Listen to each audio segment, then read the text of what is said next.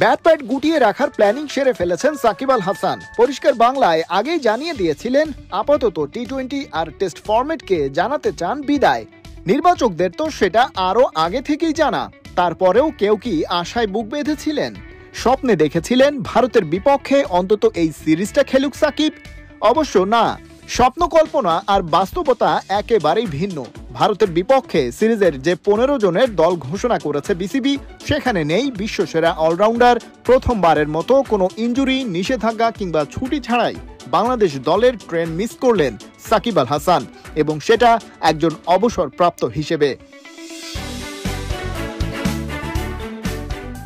সাকিবের জায়গাটা কে নিতে পারেন সেই প্রশ্নের উত্তর খুঁজে পাওয়ার উপায় নেই এই ধরাধামে। তবে একটা ভাবনা তো ছিলই অনেকের মনে, সেই মেহেদী মিরাজকে তাই উঠিয়ে আনা হলো টি-20 দলে পাক্কা 14 মাস পরে। কখনো ওপেনার, কখনো টেইলে, এর আগে করেছেন ব্যাট বল হাতে স্পিনার হিসেবেও কাজের কাজ করতে জানেন এই ফুল টাইম অলরাউন্ডার। টি-20 দলে মিরাজ স্পিন অ্যাটাকের সাথে পাচ্ছেন তুলনামূলক অভিজ্ঞ শেখ মেহেদীকে। তার সাথে ইয়াং সেন্সেশন আন্ডার-19 বিশ্বকাপ জয়ী রাকিবুল হাসান, আর গেল টি-20 বিশ্বকাপে আলো ছড়ানো রিশাদ হোসেন তো আছেনই।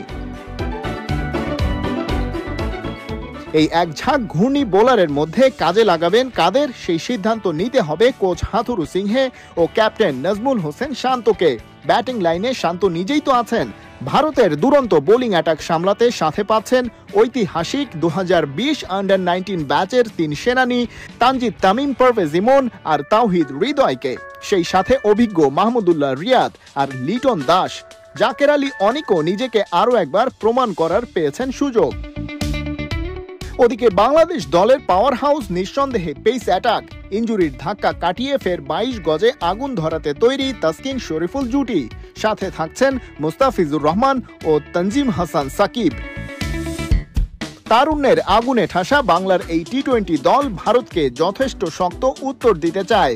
প্রশ্ন যতই অজানা আর দুর্বোধ্যই হোক, এই টাইগাররা এবার সত্যিই নিজেদের নামের প্রতি করতে পারুক সুবিচার, থাকছে সেই প্রত্যাশাও।